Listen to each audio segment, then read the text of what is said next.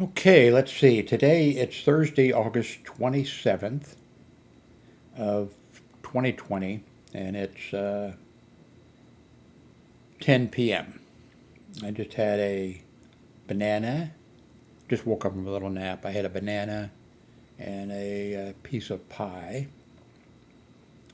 Uh, this is going to be a short video.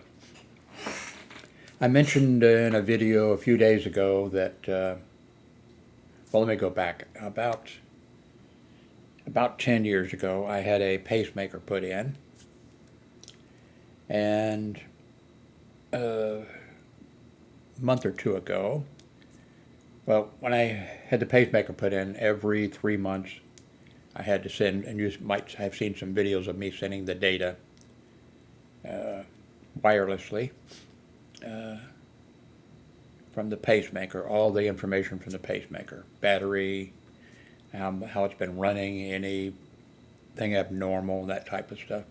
And then once a year, I would go to the doctor's, the cardiologist office, and they would do basically the same thing uh, there, gather the data. Then I'd see the heart doctor. Uh, uh, a short time back, it was my 3 month time to do the thing from home and send it. For the first time, they called 2 or 3 days after that and said I needed to come in for an appointment. And I went in, and they told me that the battery was low and that I was going to need to, uh, well, they already had the information. Yeah. I went in and they said that no, the battery was low and that I needed to pick a date to have a new battery put in, go to surgery and have a new battery put in. And let's see.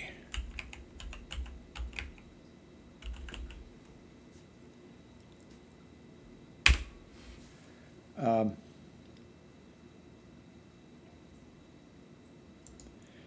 that I needed to have a new battery put in. Um, so I talked to the doctor and asked for November, and they were like, "Okay, the battery should last till November." So I had a date for November and things that I needed to do uh, 2 or 3 days before, twice a day, putting some uh, stuff on my nostrils, washing my body from my neck down with special soap 3 days in a row, all kinds of stuff like that. So I, let's see, pacemaker, pacemaker, okay, there it is. So a few days after that, I came home from the doctor's office. A few days after that, they called and said, you're pacemaker dependent now, uh, which means that the pacemaker has been, I guess, for a while, not just sitting there and occasionally, sending the signal to pump, but it's doing that full time. And if the pacemaker doesn't do it, my heart's not going to beat. So, see, pacemaker. Let's see what this gives you. I mean, you could stop it. Yeah, I'm not. I'll put the links, I guess, maybe to this too. So they said, no, you need to,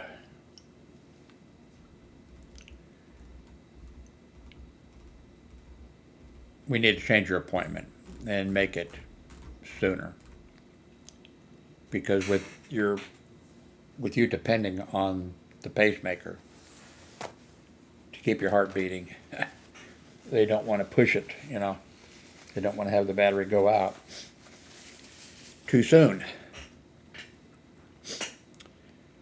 So I have to, on the 11th of next month, September 11th, I have to go to the hospital, the main hospital, and in the lobby they're going to do a test for the virus to make sure, because they don't want me going into their facility and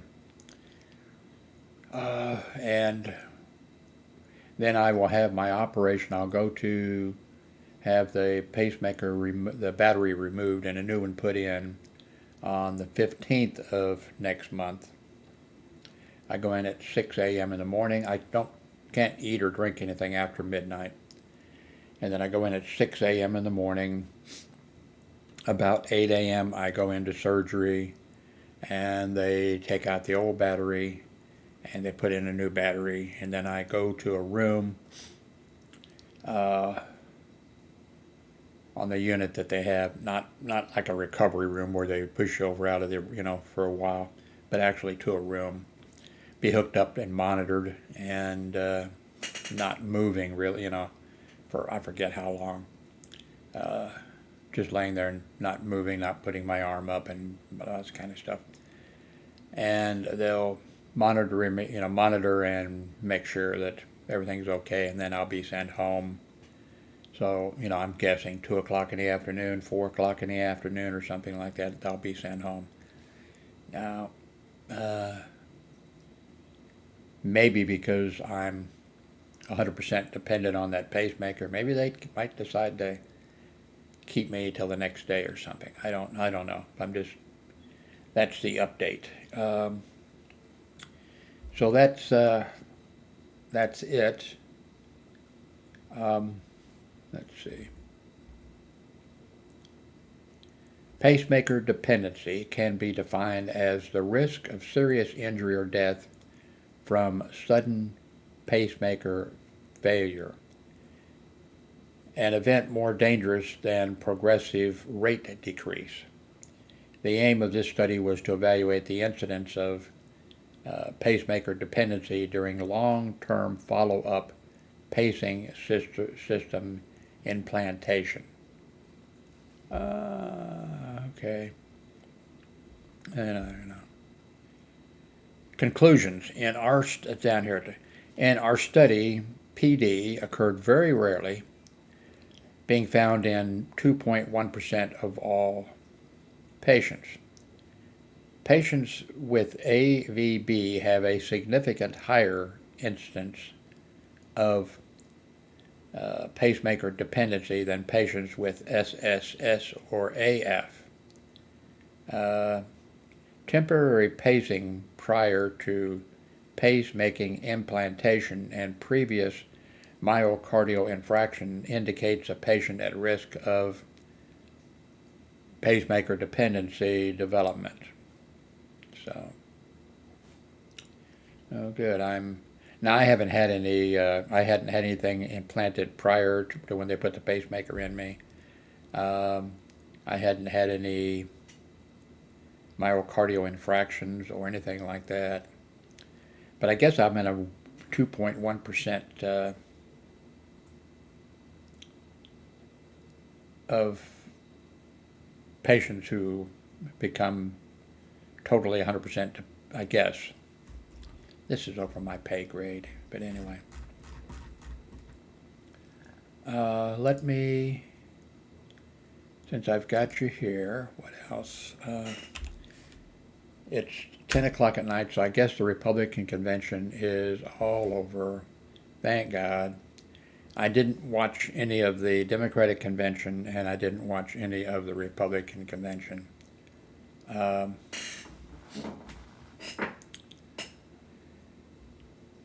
So,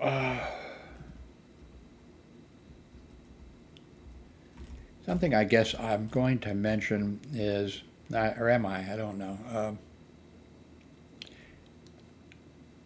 My ex-wife and a grown son, we share this apartment. We all kick in, so it's not one of us paying. We're sharing the expense of the place. So my ex-wife lives here. We've been divorced for I think 40 years or more,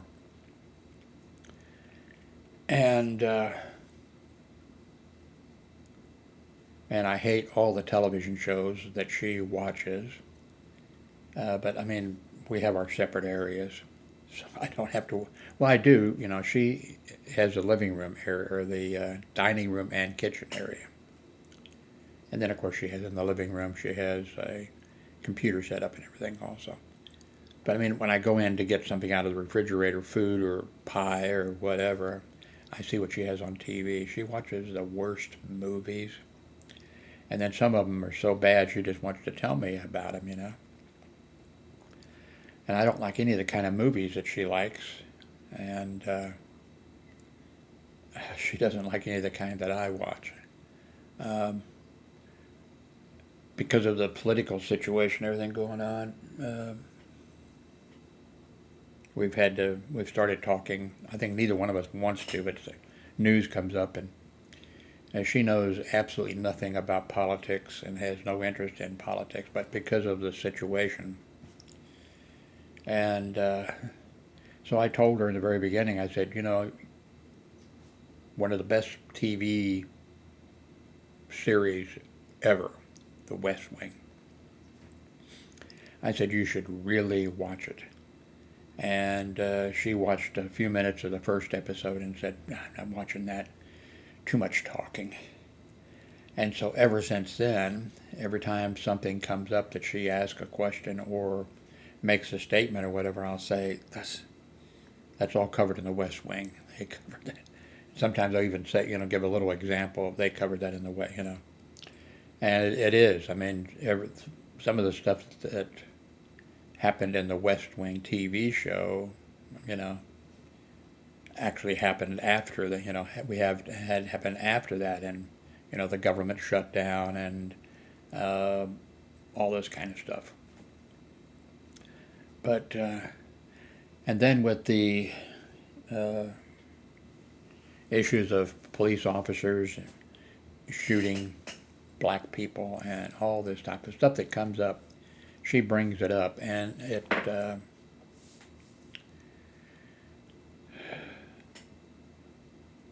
it just seems like I have to go through the same thing with her, and then the next day go over the same thing again. Now, right now, on her mind is this Jacob Blake, who was shot 7 times, I believe, in the back. And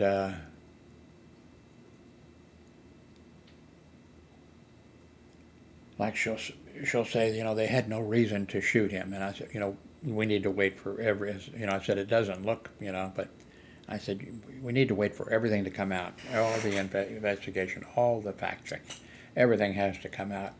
It's too soon to make any kind of, a decision, but every day, more information comes out. And then I'll throw in, and I'll say, okay, this is 100% speculation, because she'll say something, Okay, I'll say, this is 100% speculation on my part. But, it looked like there was a struggle with him, and then he went for the vehicle. One of the officers was trying to pull on it there, and then there's reports that that on audio there is police telling him, and I forget what it was now, drop the knife, turn loose the knife, don't reach for the knife, or something like that. And one officer's pulling him. He gets to the vehicle and he's reaching into the vehicle. There's even a picture, it appears to be, he has his hand, like he, and so, and then she'll say things like, well, why did they have to shoot him? And I said, well, I don't know. I said, but it may be an unjustified shooting, but if he was reaching for a knife, and if they were yelling, drop the knife, drop the knife, drop the knife, and he's trying to get away, and then he's trying to get into a vehicle, did he say, I said, I said, I understand there's no body cameras, but there are on the officers, there is, mic recording, which will be coming out, I'm sure. I said, you don't know. I said, we just need to wait. We need to wait till everything comes out. It could be that he said, something like that he's going to kill his kids rather than have the police officer shoot his kids, or that he's going to, I said, we just don't know. We need to wait until everything comes, everything comes out. And then she says every day when it comes out, she'll say, well, they shouldn't have shot him. They should have only shot him one time. And I said, you don't shoot somebody to, inflict pain on them or to get their attention or, to get them to stop saying, fuck you, police officer, or whatever. You shoot somebody, or you're supposed to shoot somebody. That's, in order to save your own life or somebody else's life. And, so you don't shoot them like one time. You shoot them. If you have to shoot them, you shoot them to stop them. Whatever they're doing, it should be so bad, so dangerous. Your life is threatened. Somebody else's life, is threatened. And so you shoot them until they stop. And she said, well, they should have shot him in the leg. And I said, police officers in these shootings, when they're up close with each other, they're lucky if they hit the other person. And shooting in the leg is positively, not an option. Or shooting the gun out of somebody's hand, that's not. You may see that on television or something. Rather, that they're lucky if they can hit the person. I've seen shooting situations. Well, I wasn't involved in it because I hadn't gone to work at that hospital yet. But there was a hospital, and there was 2 shifts on. Well, 3 shifts were there because there was a departmental meeting, and they were on the departmental meeting. And I've told this story before, so I won't go. But anyway, it ends up a guy comes in the lobby with a veteran with a rifle or a shotgun, I forget which. He comes in, the lobby's filled with people, hospital volunteers, like, blue-haired old ladies and stuff and everything. And one security officer shows up because the switchboard operator or whatever, somebody said, we need security right away or whatever. So she gets on the radio. They need a security officer in the front lobby. And so one security officer leaves and goes up to the front lobby, walks in. The guy has a gun, puts the security officer on the floor, holding the gun on him. And then, of course, somebody else is calling, I guess, and then it's all the security officers. Of course, only 2 shifts would have had guns, because there had been 1 shift on duty, another shift coming on duty, because they held the department meeting, so, and then another shift would have to, other guys would come in and they wouldn't normally be armed because they were going home. So at least 2 shifts. So there was at least 15 probably security officers there, right there in the lobby with guns pointed at this guy. And the security officer that was on the floor finally managed to roll away or whatever. And these 15 security officers shot at the guy in front of them, a few feet in front of them. They all missed him. He took his rifle and smashed a gigantic front window in the lobby of this hospital. You've seen this gigantic, He smashed it, rolled out in the parking lot. There was a security officer outside, down behind a barricade or whatever, and he managed to shoot the suspect. The point being, shooting somebody in the leg, shooting somebody, So I know right now the ex-wife is sleeping, and she'll in a while wake up to the news, and she's going to see that they're now saying that Jacob Black is handcuffed to his hospital bed. And she is going to, and it doesn't do any good for me to, I'll say the same thing. We don't know and what the situation is. and then I can tell her a little bit of, but the next few hours later will be the same thing, and tomorrow will be the next. It'll be the same thing, same thing, same thing. Now, about him being handcuffed to the bed, I don't know. We don't know, right? Don't well, somebody knows, but is this a hospital that has a wing or a floor or an area where they keep prisoners and they have police officers on duty there in the unit, uh, and then the hospital and the police department and everybody, they have a procedures, operational procedures or whatever. I'm guessing that maybe this is not where this person, where Jacob is a prisoner. I'm guessing that it's in a regular room at the hospital. Well, maybe an intensive care unit, I don't know. But a regular, not a police unit there. Also, I'm, I think they have him, the police want him handcuffed for a reason. Now, he's been shot in the back. I doubt he's ever going to walk. But I don't know what there again, has his family been threatening to take him out of the hospital? I doubt that. But, we don't know.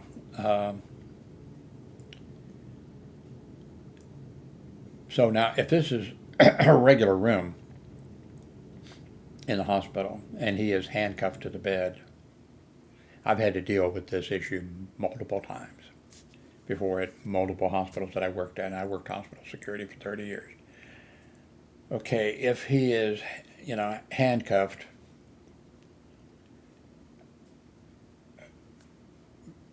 our procedures, my having to deal with this thing that comes up would be, okay, if he's handcuffed, this prisoner has to be handcuffed to the bed, then there needs to be a police officer there with him at all times.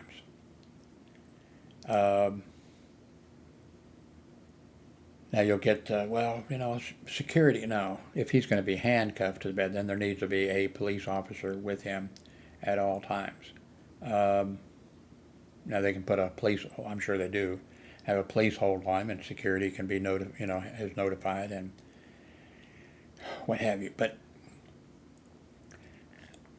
again, with this situation, okay, this guy was shot by, Minneapolis? Or whatever. Shot by a police officer. He's got family, I'm sure, that is coming. And now with the virus situation, I don't know, with people, but coming and it's going to be a zoo, but because you're going to have, the family already has a lawyer, but there's going to be other lawyers wanting to work something. It's going to be a mess. So I don't think, with him having been shot and with the feelings, I don't think they're going to have a police officer there from that department, or maybe from any department, there with him. Because just think, when the family comes in, there would be confrontations and problems or whatever.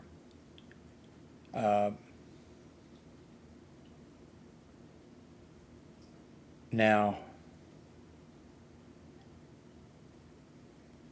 I think in every case and I was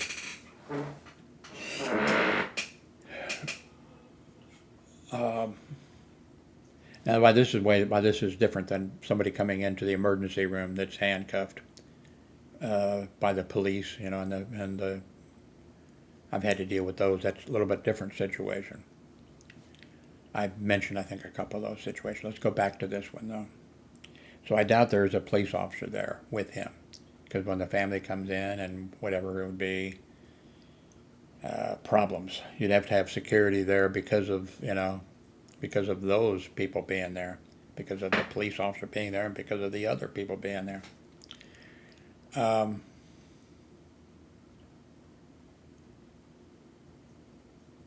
So I wouldn't be able to allow this person to be handcuffed uh,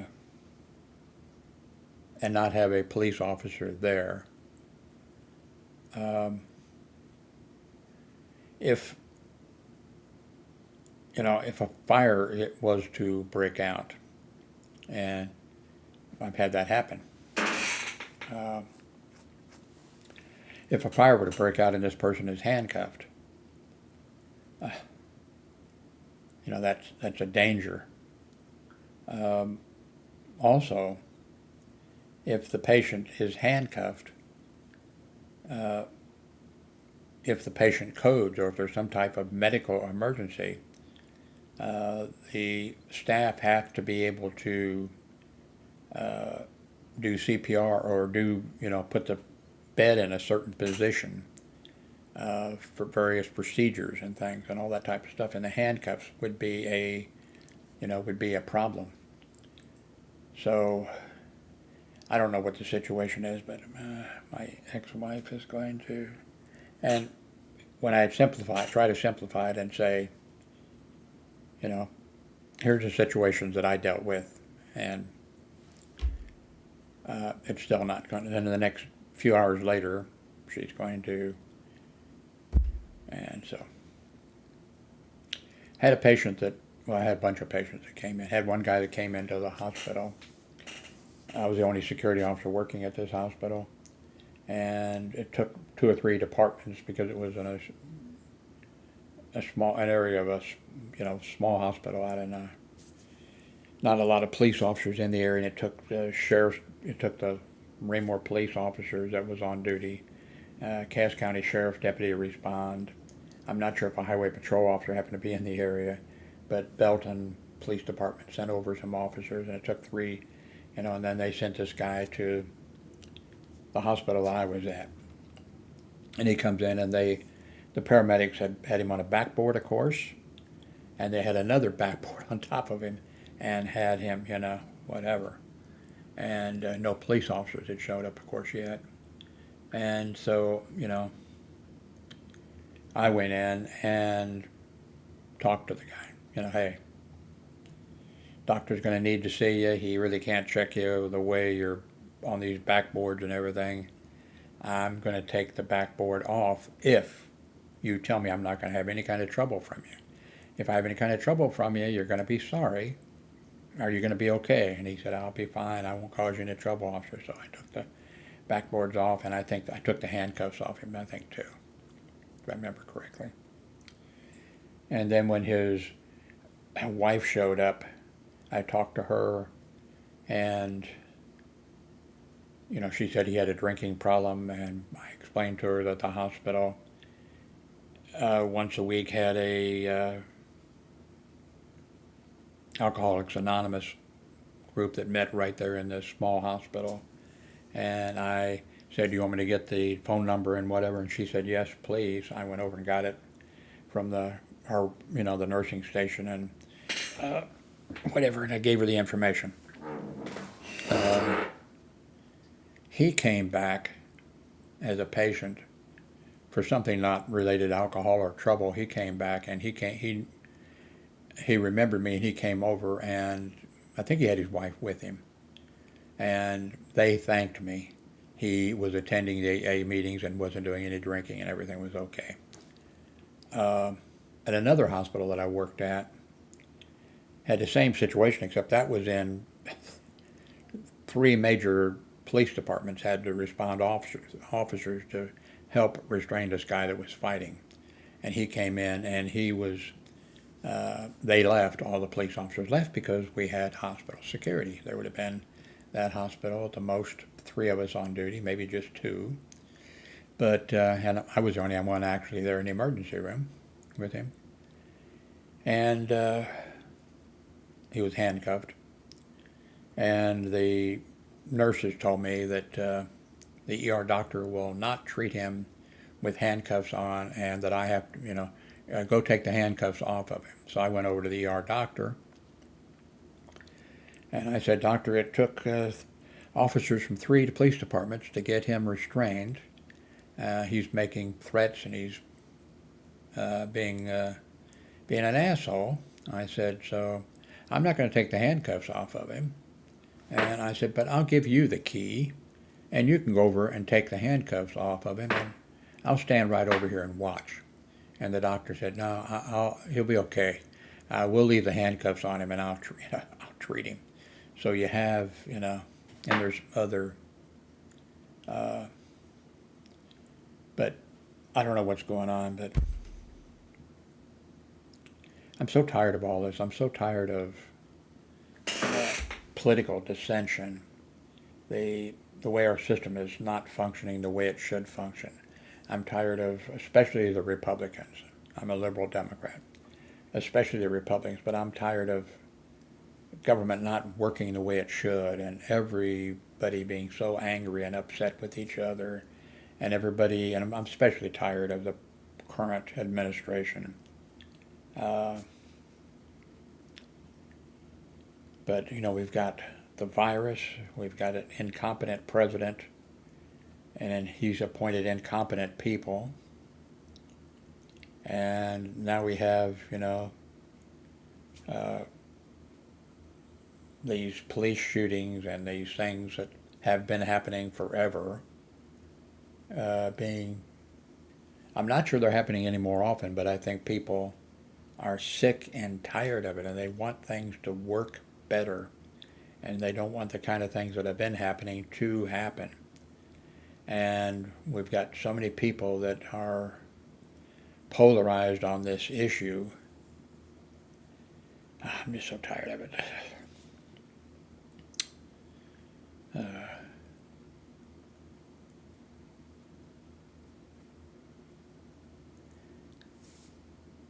This shooting guy who came in from like a militia.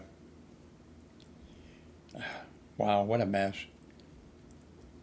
You have rioting taking place. Well, first of all, let's go with, I have no problem with peaceful protesting and even, maybe blocking roadways and doing things, I do have problems with people being assaulted or people, breaking into businesses and stealing from the businesses or burning businesses down or whatever. People have a right also to protect their property. You can naturally protect your home, but if you have a business and you want to, of course it's all dangerous. You want to be armed there to protect your business from being burned down, or if you want to hire security or off-duty police officers to protect your business to make sure it's not burned down, you have it, but these militia people coming in, with rifles, and here this guy, I think he shot at least 3 people, I believe, and then I saw the video of, I guess some of these militia people showed up. They even, I think, posted a message to the police, hey, we're coming, with our guns, which we're entitled to legally.